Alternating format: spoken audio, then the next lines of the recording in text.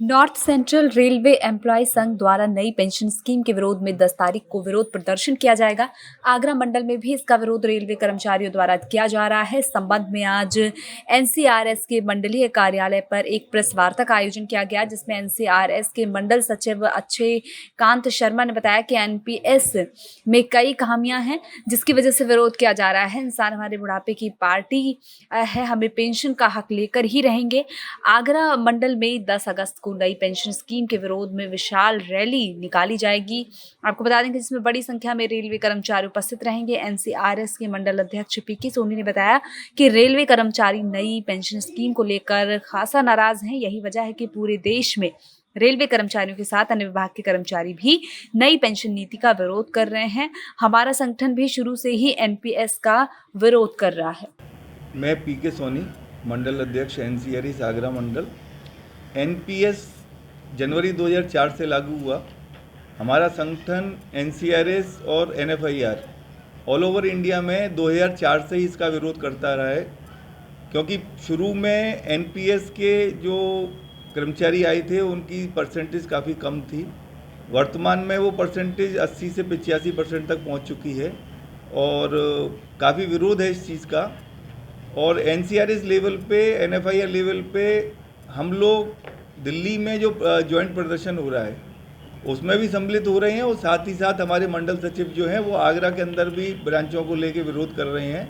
हमारी सोच ये है कि दिल्ली के अंदर तो सब जगह से आदमी इकट्ठे हो ही रहे हैं, लेकिन जहाँ आदमी काम कर रहा है, क्योंकि हर आदमी अपनी जगह से स्पेयर नहीं हो पाएगा, तो जो रिमेनिंग व्यक्ति बचेंगे प्रदर्शन करेंगे। हमारी सोच ये है कि ऑल ओवर इंडिया में भी होना चाहिए और दिल्ली में भी होना चाहिए, जिससे सम्मिलित रूप से एक ये मीडिया के माध्यम से लोगों की जो मांग है एनपीएस, क्योंकि ओल्ड पेंशन स्कीम में जो रहती थी, बुढ़ापे के अंदर आदमी को अगर बच्चे साथ नहीं देते थे तो एक जीवन यापन करने के लिए एक सम्मानजनक पूर्वक एक पेंशन मिलती रहती थी, जिससे वो अपने परिवार का पालन पोषण करता रहता था। लेकिन एनपीएस जो है वो पूर्णतः बाजार के ऊपर आधारित है।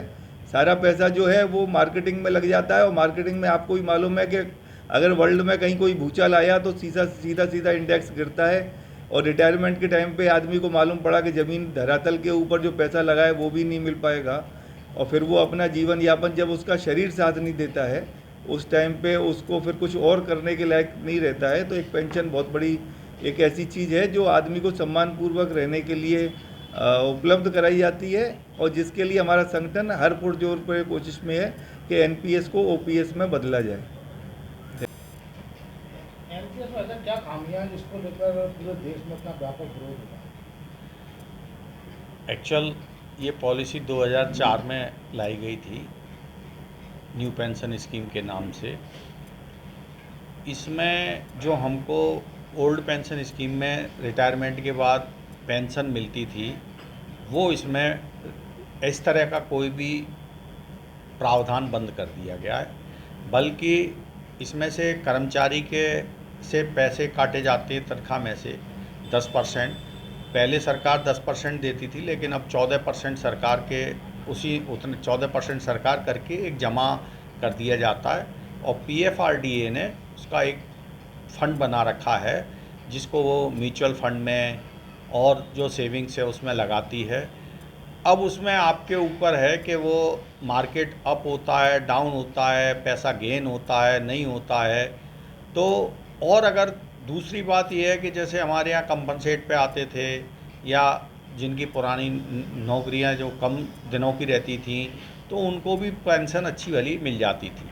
लेकिन इसमें पेंशन मुश्किल से किसी की 1400 रुपये आ रही है, किसी की 1200 रुपये आ रही है, किसी की 3000 आ रही है, किसी की 3500 आ रही है। गर्मी एक तो इतने महंगाई में, और इस तरह का पेंशन से गुजारा भत्ता चलता नहीं है।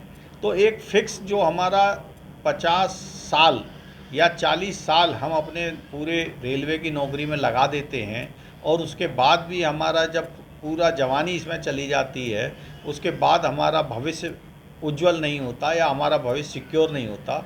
ये इसमें सबसे बड़ी खामी है।